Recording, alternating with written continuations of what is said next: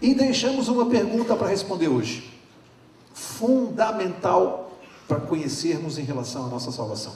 E a pergunta foi: quem entregou Jesus para ser morto?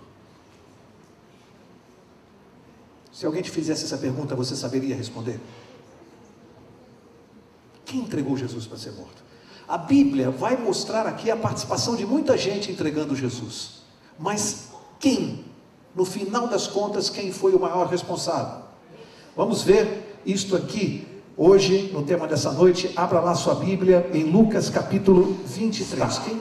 Lucas capítulo 23, nós vamos começar a examinar um grupo que participou da morte de Jesus, que a Bíblia indica claramente. Vamos ver a responsabilidade deles na morte de Jesus. Lucas 23, verso 33.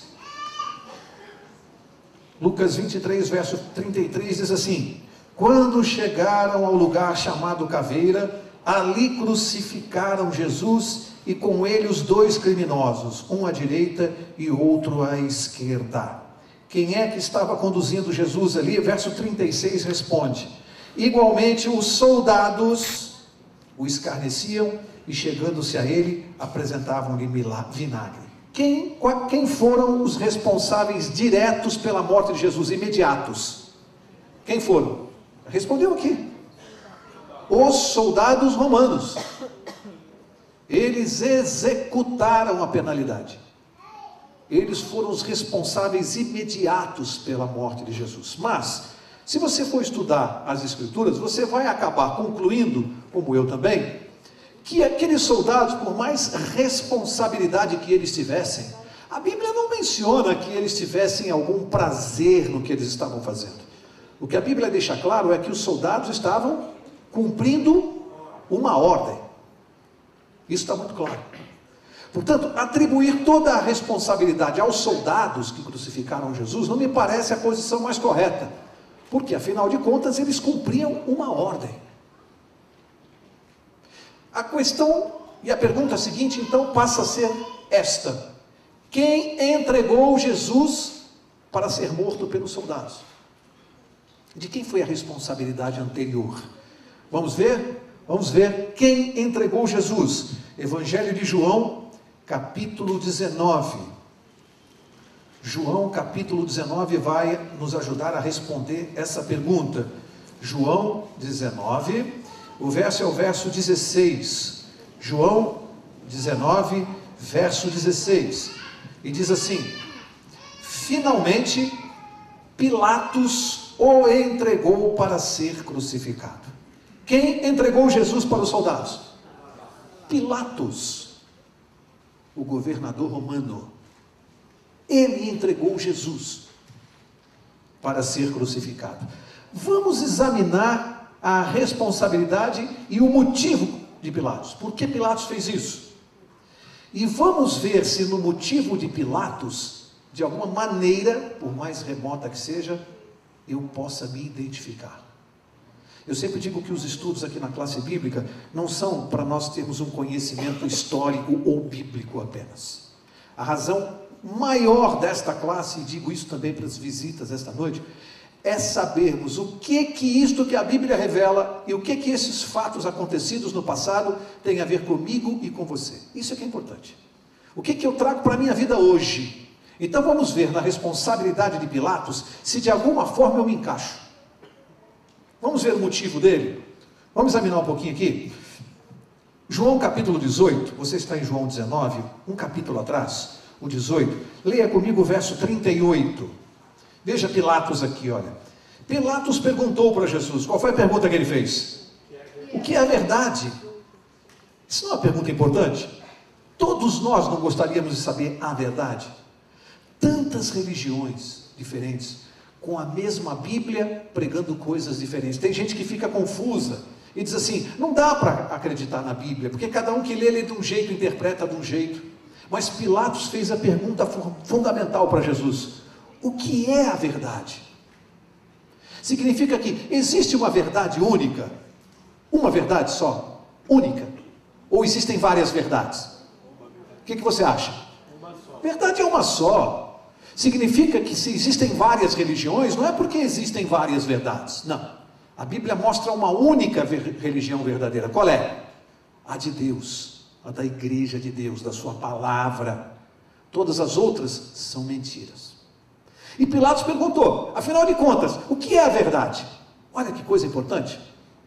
Mas olha o que a Bíblia diz no resto do verso 38. Tendo dito isto, tornou a ir ter com os judeus e lhes disse, não acho nele crime algum. Duas observações. Ele fez a pergunta fundamental e não esperou para ouvir a resposta. Perguntou o que é a verdade, quando Jesus ia responder, ele deixou Jesus ali e foi falar com Judas. Percebe que o ser humano se identifica aqui? Tem um monte de gente querendo saber a verdade. Mas na hora de ouvir a verdade e buscar onde ela está, que é na palavra de Deus, as pessoas viram as costas, vão embora e vão procurar a verdade em outro lugar. Não esperam para ouvir a resposta. Eu mesmo posso testemunhar para vocês que algumas vezes, apresentado por pessoas, me falaram, Mauro, esta pessoa aqui tem uma dúvida sobre um assunto, e a pessoa me faz a pergunta, e no momento que eu vou começar a responder, eu percebo que a pessoa não está interessada na resposta. Ela tem a pergunta, mas ela não quer saber a resposta. Por quê? Porque ela não quer se comprometer com a verdade. Porque a verdade traz um compromisso. E tem gente que não quer saber a verdade para não se comprometer. Foi o que Pilatos fez. Ele fez a pergunta e não esperou a resposta. E aí, o que ele disse para o povo? Não vejo nele quem? Jesus Cristo, crime algum. Ele tinha convicção de que Jesus era inocente. E como é que a Bíblia diz que ele entregou Jesus para os soldados para ser crucificado? Como é que ele condenou Jesus à morte se ele tinha convicção? Quer ver como ele tinha? Quer ver um outro verso onde ele deixa isso muito claro? Lucas, volta lá para Lucas capítulo 23. Nós estávamos em Lucas 23, volta lá. Lucas 23, veja comigo o verso 13.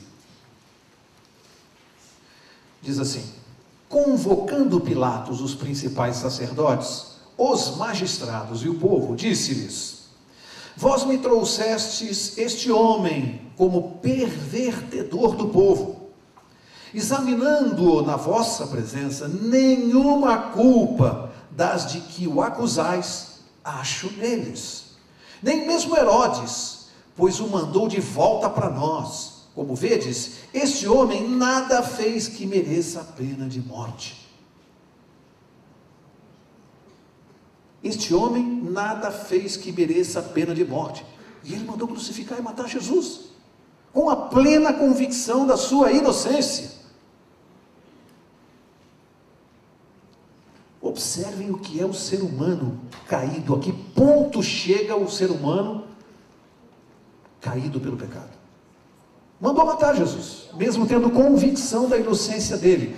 Leia mais um verso, Mateus capítulo 27. Leia comigo, Mateus capítulo 27. Leia comigo o verso 23. Mateus 27, 23. Diz assim: disse-lhes Pilatos, estou lendo o 22 primeiro 22. Disse-lhes Pilatos: que farei então com Jesus chamado Cristo? Nós comentamos essa pergunta na quarta passada. O que eles responderam? Disseram-lhe todos o quê? Seja crucificado. Preste atenção. Pilatos, porém, lhes perguntou: que mal fez ele? E eles mais clamavam: seja crucificado. É a terceira vez que você vê Pilatos defendendo a inocência de Jesus. O povo gritou: seja crucificado. E ele disse: mas que mal ele fez? Não vejo nele culpa alguma. Convicção plena da inocência. Só que ele era um governador romano e a autoridade aqui para decidir sobre a pena de morte era dele. Ele tinha essa responsabilidade. E a Bíblia deixa clara, sem nenhuma sombra de dúvida, que ele tinha plena convicção da inocência de Jesus. Nenhuma dúvida. Vejam, não há dúvida em Pilatos de que Jesus era inocente. Só que ele estava vivendo um dilema. Os sacerdotes, os líderes espirituais, queriam porque queriam matar Jesus. Não importava o motivo. Eles queriam a morte de Jesus. O motivo nós vamos ver um pouquinho à frente já. Daqui a pouquinho nós vamos ver o motivo verdadeiro. Mas eles queriam a morte, queriam a cabeça de Jesus. Foram lá pressionar o governador romano para fazer isso. Aí Pilatos tentou de todas as maneiras convencê-los e não conseguiu de que Jesus era inocente. Aí ele foi consultar a multidão, o povo. O que o povo gritava? Crucifica-o. Ele ficou na seguinte situação: ou ele fazia o que a sua consciência mandava e a justiça mandava, e ele era o responsável por fazer justiça, e soltava Jesus, ou ele agradava a multidão e agradava os líderes. Então, ao mesmo tempo que ele queria soltar Jesus, ele também queria condená-lo, para ficar bem com os dois lados. Você já viu gente que quer se relacionar com Deus, querendo ficar bem com os dois lados? Você já viu? Gente que põe um pé no mundo e um pé na igreja. Quer ficar bem com a igreja, quer ficar bem com o mundo.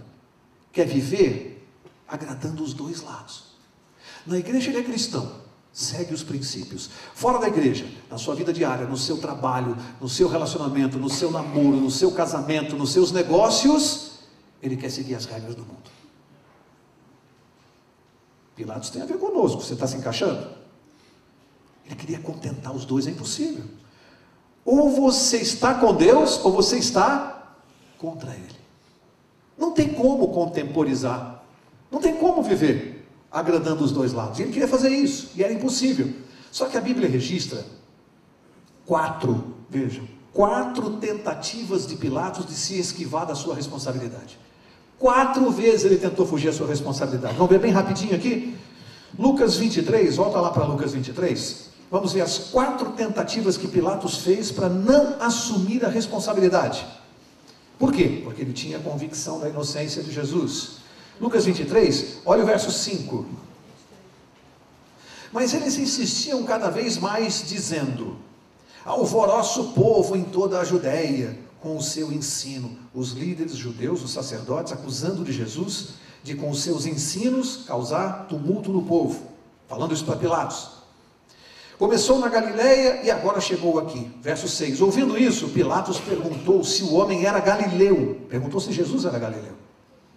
Ao saber que era da jurisdição de Herodes, remeteu-o a Herodes, que naqueles dias também estava em Jerusalém. Primeira tentativa dele de se esquivar. Vieram fazer as acusações contra Jesus. Ele vendo que Jesus era inocente, o que ele perguntou? Uma coisa que não tinha nada a ver. Escuta, ele é galileu? É. Ah, então a jurisdição não é minha, é de Herodes. Empurra para o Herodes que eu não quero esse ovo quente na minha mão. Manda ele lá para Herodes. Tentou se esquivar. O que Herodes fez? Verso 8. Herodes, quando viu a Jesus, alegrou-se muito, porque havia muito que desejava vê-lo, por ter ouvido dele muitas coisas. E esperava que ele viria fazer algum sinal, milagre, né? Interrogava-o com muitas palavras, mas ele nada lhe respondia. Estavam presentes os principais sacerdotes e os escribas, acusando-o com grande veemência.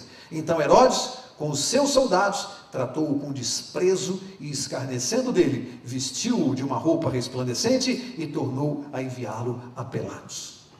Herodes viu que ele era inocente, viu que era uma trama suja para matá-lo, viu que ele não tinha culpa de nada do que estava sendo acusado. O que ele fez? Eu não quero saber disso, volta lá para Pilatos e deixa que ele resolva, eu quero ficar bem com o pessoal aqui. Um empurrando para o outro, vendo que Jesus era inocente. Por quê? Pressão dos sacerdotes, dos líderes judeus, queriam a morte de Jesus, e um fica empurrando para o outro. Pilatos e Herodes não quiseram se envolver com esse problema. Agora olha o verso 17 de Lucas 23. Verso 17 diz assim: era-lhe necessário soltar-lhes um detento por ocasião da festa. Toda a multidão começou a gritar: fora daqui com este, solta-nos Barrabás. Barrabás fora lançado na prisão por causa de uma sedição feita na cidade e de um homicídio. Por isso que Barrabás estava preso, matou alguém. Querendo soltar a Jesus, Pilatos falou outra vez com a multidão, mas eles clamavam mais ainda: crucifica-o, crucifica-o. Pela terceira vez Pilatos lhes disse: mas que crime cometeu esse homem? Não acho nele nada que mereça a pena de morte. Portanto, eu o castigarei e o soltarei. Qual foi a segunda tentativa de Pilatos de se esquivar da responsabilidade? Ele se lembrou que era uma festa, judaica, e ele se lembrou que naquela festa, ele como governador tinha direito de fazer uma coisa. Ele poderia soltar um criminoso. Isso existe até hoje, a possibilidade, especialmente nos Estados Unidos, chamado indulto. Indulto. Ele podia soltar um criminoso. O que ele fez? Pensou, vou pegar Barrabás, que é um cara que está sujo aqui na praça, um criminoso, um bandido terrível. Você pega aí hoje, ultimamente, qual foi o crime mais hediondo aí, da menina dos Nardoni, ou pega outro aí qualquer, pega uma pessoa assim. Você imagina pegar Jesus e dizer assim, bom, já que eu quero soltar Jesus, vou perguntar para o povo, solta o Jesus ou solta o Nardoni? A multidão gritou, solta o Nardoni, crucifica Jesus.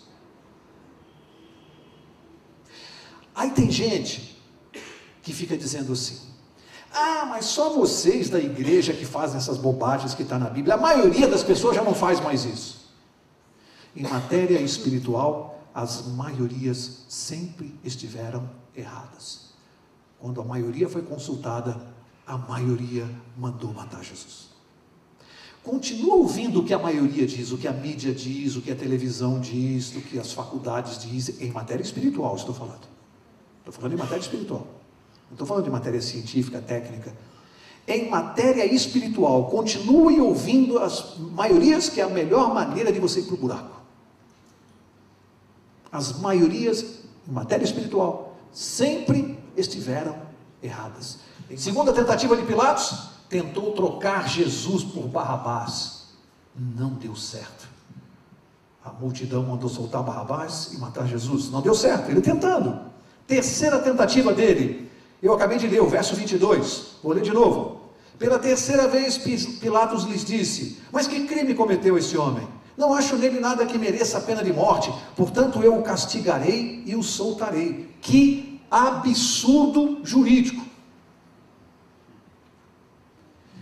Que crime ele cometeu? Eu não vejo nenhum crime, então eu vou castigá-lo e soltá-lo. Castigá-lo por quê? Se ele não cometeu crime algum. Absurdo. Mas por que ele propôs isso? Ele imaginava que quando a multidão visse Jesus passando pela tortura que ele passou, todo dilacerado, quando ele passasse pela tortura dos açoites, ele imaginou que a multidão ia se acalmar e não ia exigir a pena máxima. Quebrou a cara. Terceira tentativa dele. Castigar um inocente? Quanto absurdo. Última tentativa que ele fez, volta lá para Mateus 27, última tentativa, Mateus 27, que é o verso 24. Mateus 27, verso 24. Última tentativa que ele fez para se livrar do problema. Então Pilatos, vendo que nada conseguia, antes o tumulto crescia, tomando água, lavou as mãos diante da multidão, dizendo, estou inocente do sangue deste homem, a responsabilidade é vossa. Aqui é preciso uma explicação de contexto, senão pode perder um pouco a força do verso. Não é como se disséssemos hoje que Pilatos lavou as mãos assim, não, porque no tempo dele, um homem público, um magistrado, lavar as mãos em público tinha um simbolismo muito forte, que significava realmente não tomar parte naquele ato. Por isso que hoje nós emprestamos desta passagem bíblica a expressão, eu lavo as minhas... O que a gente está dizendo quando fala isso? Eu lavo as minhas mãos, eu não tenho nada a ver com isso.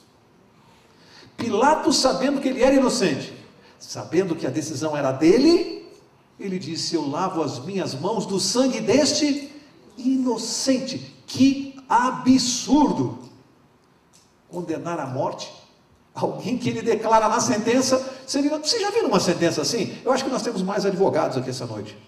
Aqueles que são advogados têm mais ideia do absurdo disso, como eu, que sou advogado.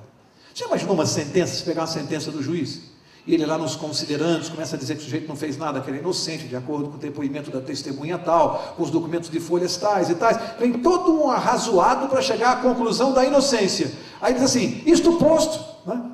Em face do exposto, assim que é a conclusão da sentença, julgo culpado e condeno a pena de morte. Aí você pega uma sentença dessa e fala, esse cara está maluco.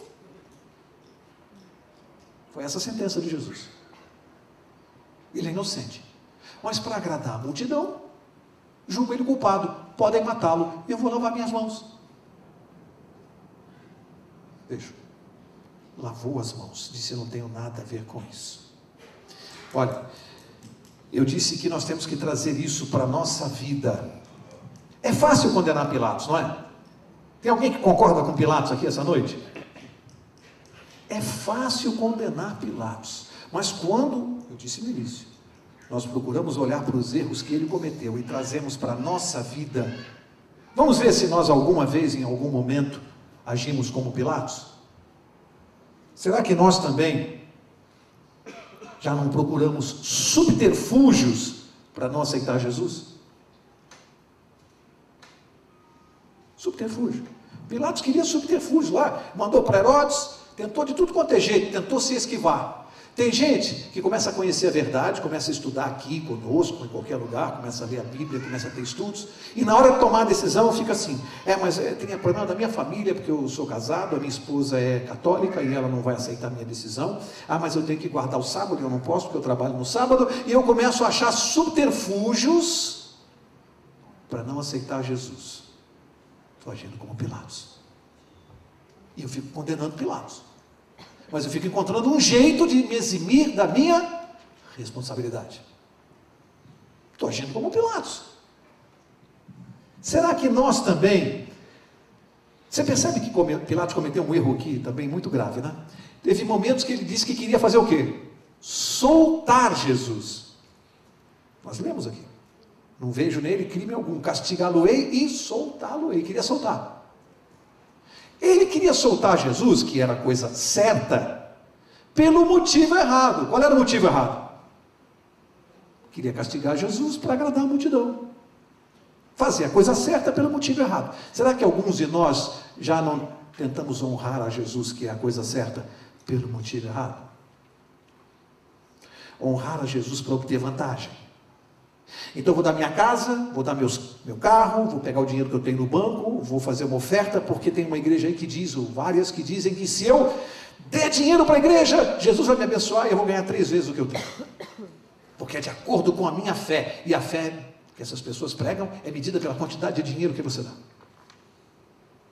Honrar Jesus pelo motivo errado. Será que eu sigo a Jesus porque eu botei na minha cabeça, porque ele nunca prometeu isso, que a partir do momento que eu me converto, eu não vou mais pegar gripe, não vou ter câncer, não vou ter desemprego, nada mais vai te acontecer de ruim na minha vida, porque eu estou com Jesus. Ele prometeu isso? Em algum lugar? Será que não tem gente que colocou Jesus no lugar de super-herói? Honrar Jesus pelo motivo errado. Eu não devo honrar a Jesus pelo poder que eventualmente Ele pode trazer para a minha vida e traz, poder espiritual. Eu devo honrar a Jesus não por aquilo que Ele me dá, mas por aquilo que Ele é. Eu devo honrar a Jesus porque Ele vai mudar o meu caráter. E não por aquilo que eventualmente eu possa ganhar. Não é uma troca, não é uma barganha. Seguir a Jesus para obter vantagens é honrá-lo pelo motivo errado.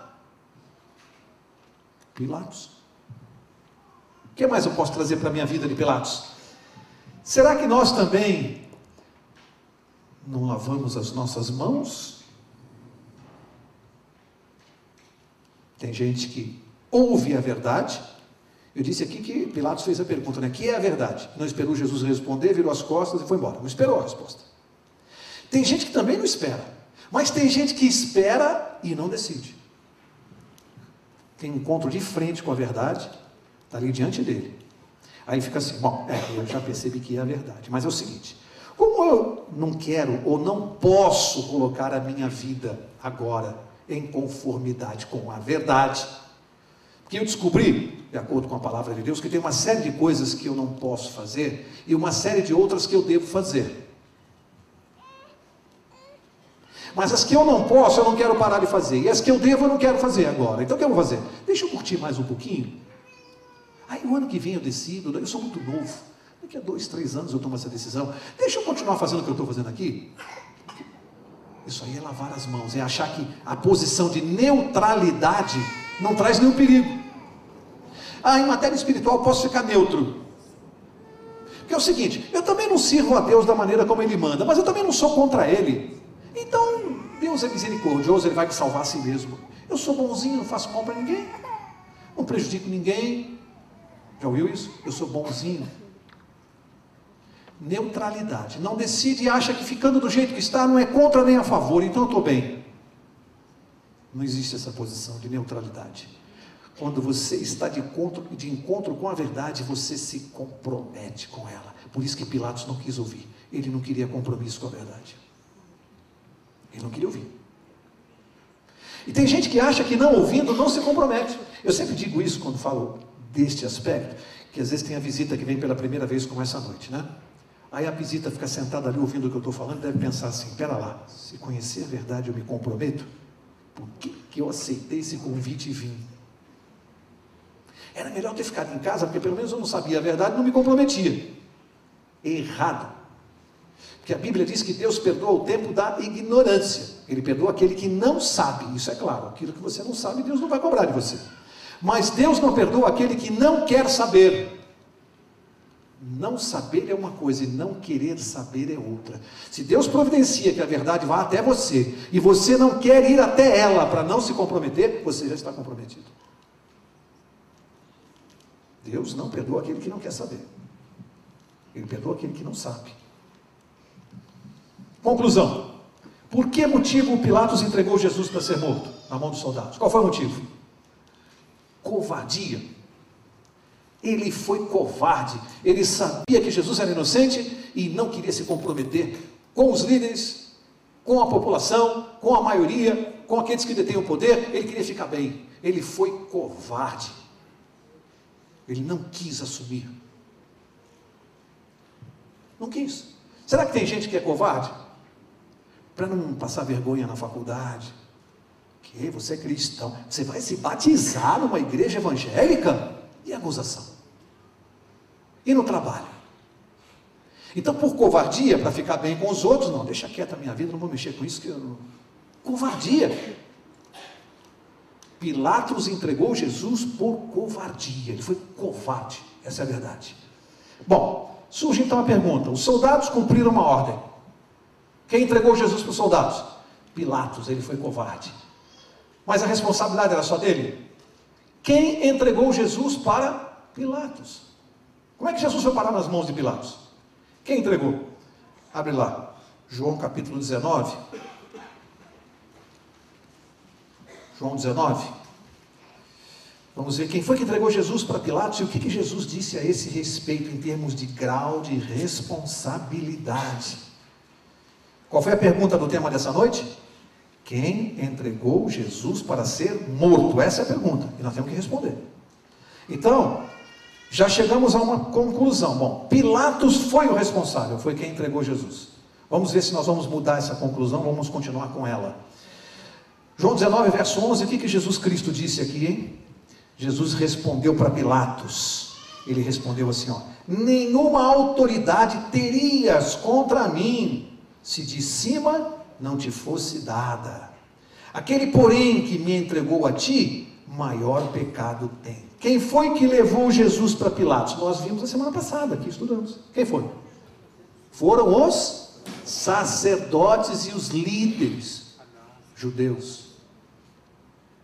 E Jesus disse: quem me entregou nas tuas mãos, maior pecado tem. Jesus responsabilizou mais a Pilatos ou mais aos sacerdotes? Mais culpa do que Pilatos. Eles é que entregaram Jesus para Pilatos e colocaram Pilatos naquela situação que acabou gerando a covardia. Eles pressionaram. Eles levaram Jesus para Pilatos. Jesus disse que eles têm um pecado maior. Por quê, hein? Por que os sacerdotes queriam a morte de Jesus? Você vai encontrar muitas razões, e a gente não tem tempo aqui. Eu vou colocar algumas bem rapidinhas, para a gente começar a encerrar. Algumas bem rapidinhas. Entregaram Jesus a Pilatos para que ele fosse julgado, na verdade, julgado entre aspas, para que ele fosse condenado. Não queriam julgamento, não havia verdade nenhuma. Porque Jesus vinha fazendo críticas pesadas a eles. Quer ver uma delas? Tem várias, mas uma delas você acha ali em Mateus capítulo 23. Olha o que Jesus falou a respeito deles, e veja como eles se sentiram ao ouvir dos lábios de Cristo essas expressões aqui, até de certa forma pesadas. Mateus 23, verso 27 diz assim, ó: ai de vós, escribas e fariseus. Quem eram os fariseus? Líderes judaicos. O que ele disse? Hipócritas. Isso é um elogio? Jesus chamou os líderes de hipócritas. Sois semelhantes aos sepulcros caiados, que por fora realmente parecem formosos, mas por dentro estão cheios de ossos, de mortos e toda imundícia. O que é sepulcro? O que é um sepulcro? Túmulo. O que é caiado? Sepulcro caiado. O que é isso? Passa aquela tinta pelo lado de fora e pinta o túmulo, ele fica branquinho, bonitinho. Sepulcro caiado. Jesus falou, vocês espiritualmente parecem sepulcros caiados. Por fora, aquele túmulo bonito, branquinho, pintado. Olha que aparência bonita. Por dentro, vocês parecem ossos fedidos, em decomposição. Espiritualmente. Já imaginou ouvir isso? Por fora, vocês parecem assim, tremendamente espirituais. Por dentro, vocês são podres. Vocês são hipócritas. Por quê, hein? Porque Jesus falou, vocês valorizam mais a tradição do que as escrituras. Vocês colocam a tradição acima das escrituras. Vocês valorizam mais as regras cerimoniais do que as morais. Vocês valorizam mais coisas e regras do que pessoas. Vocês dão mais valor à tradição do que ao amor. E eles não aguentaram com isso. Eram pesadas as críticas. Eles não aguentaram. Qual a razão, hein? Por que esses homens ficaram querendo a cabeça de Jesus? Mateus 27, avança para Mateus 27. Verso 18 responde. Mateus 27, 18, diz assim: pois sabia que o que diz a sua Bíblia? Inveja o haviam entregado. Qual a razão, qual foi o motivo pelo qual os sacerdotes entregaram Jesus a Pilatos para ser morto? Inveja. Soldados cumprindo uma ordem. Pilatos por covardia. E os sacerdotes por inveja. Quem entregou Jesus para ser morto?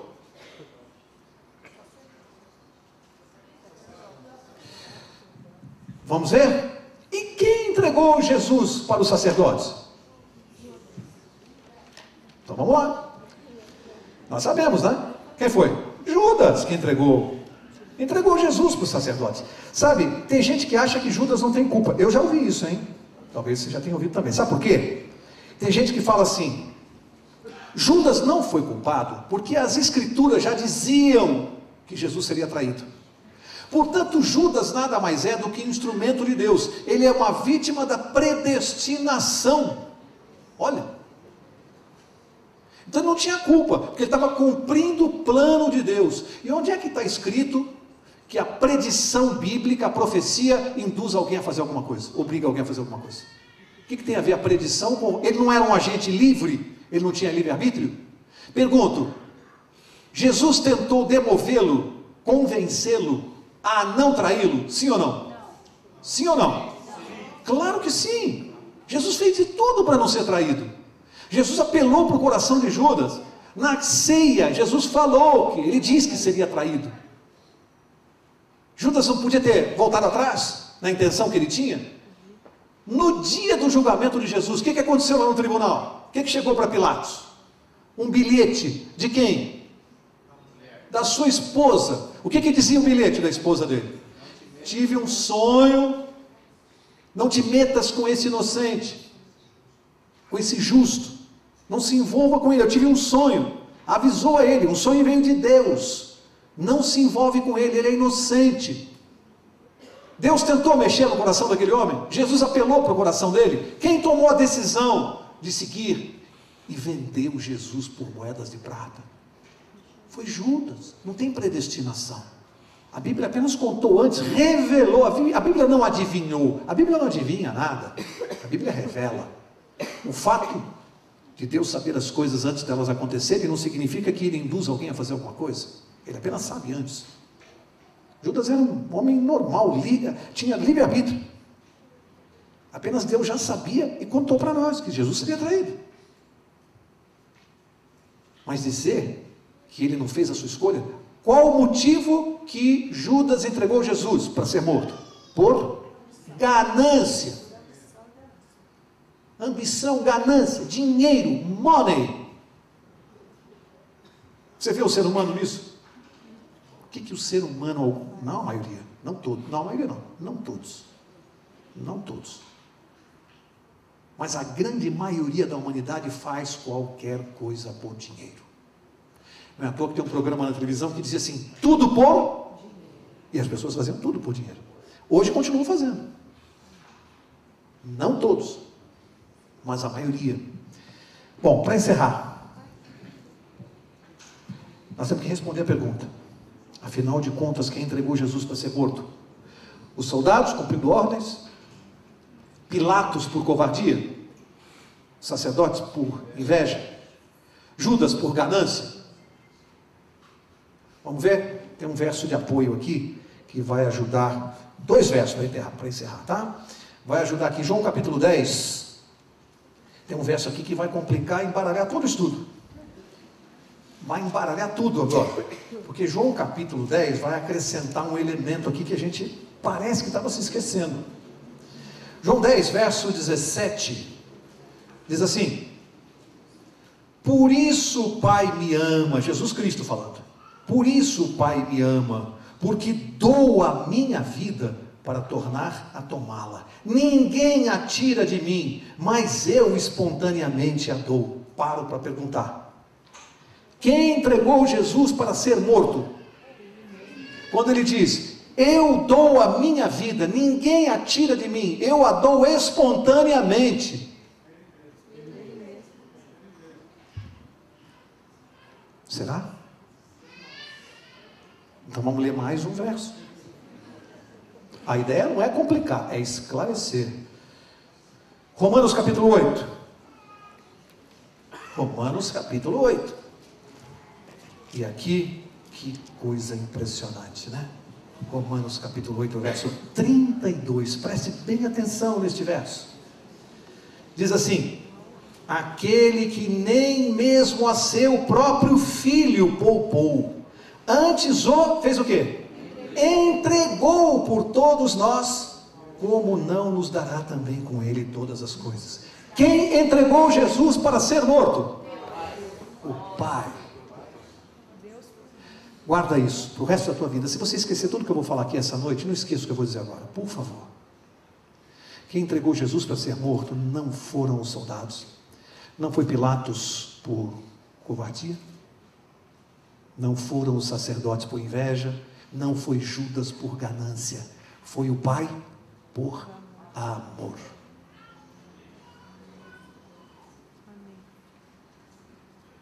Foi o Pai por amor. No ponto de vista humano, humanamente falando, foi essa sucessão que nós estudamos. De Judas para os sacerdotes, de sacerdotes para Pilatos, de Pilatos para os soldados, e ele foi morto. Humanamente, na visão humana é essa. Do ponto de vista divino, do alto, foi o Pai que entregou o Filho com plena concordância dele. Os dois. O Pai entregou o Filho que concordou em dar a sua vida. Por que razão, hein? Por amor a quem? A nós. Será que dá para você sair daqui essa noite sendo a mesma pessoa? Ao descobrir isso aqui. Quem foi o maior responsável por tudo isso? O maior responsável, o pastor, eu não sei porquê, mas ele sempre acerta. Eu não sei se é porque ele pega meu estudo hoje. Pastor João, claro que ele sabe. Faz assim com o seu dedo, eu fui o maior responsável, porque tudo isso aconteceu por causa dos meus pecados, dos seus pecados. Senão não havia necessidade disso.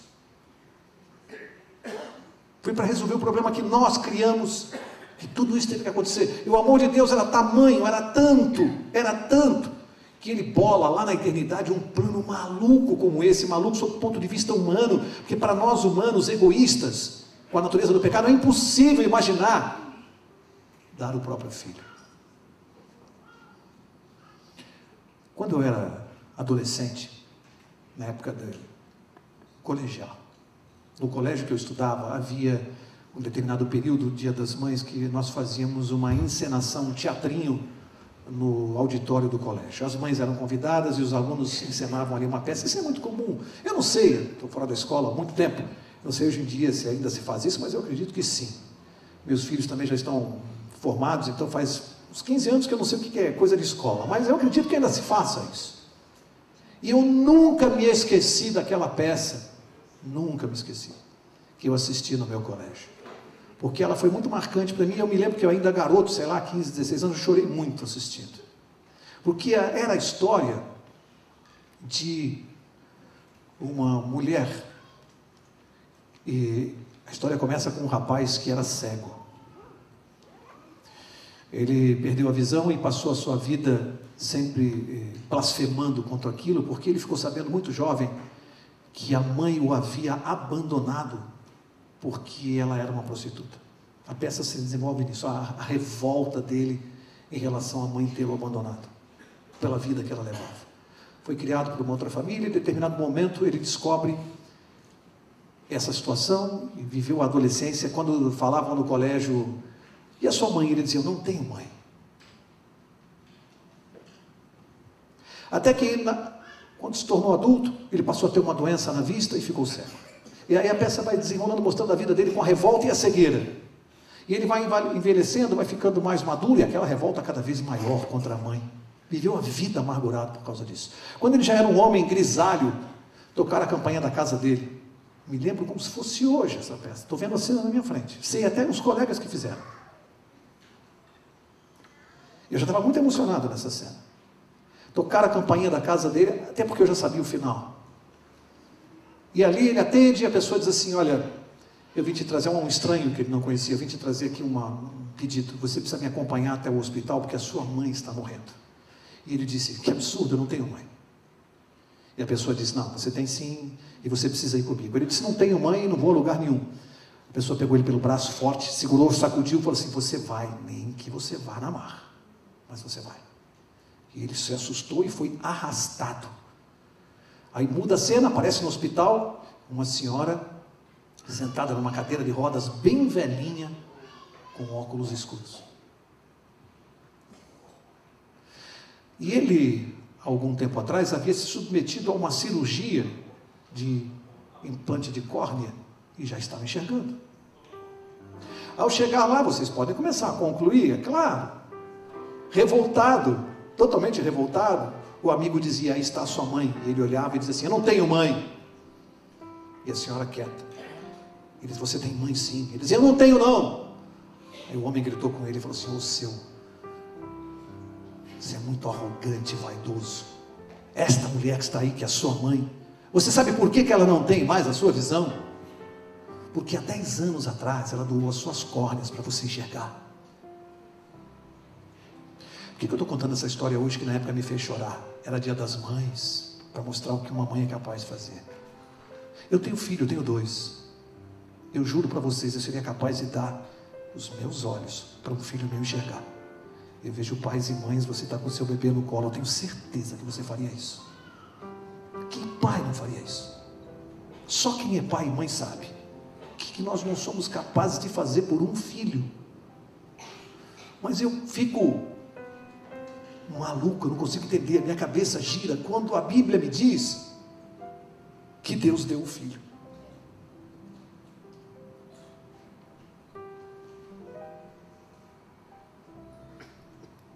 Ele deu o filho. Esse tipo de amor eu ainda não alcancei. E eu não posso, sabendo disso, continuar levando a mesma vida. Eu preciso entender. Que amor mais louco, que loucura, para me salvar. Deus deu um filho. Que Deus te abençoe. Próxima quarta, nós vamos seguir com essa série. Não dá para desconhecer isso e pensar em salvação, é preciso saber isso. Eu vou pedir ao pastor para orar por nós, mas que ao longo dessa semana, se você se esquecer de tudo que você ouviu aqui essa noite, não se esqueça de uma coisa: Deus deu o próprio Filho.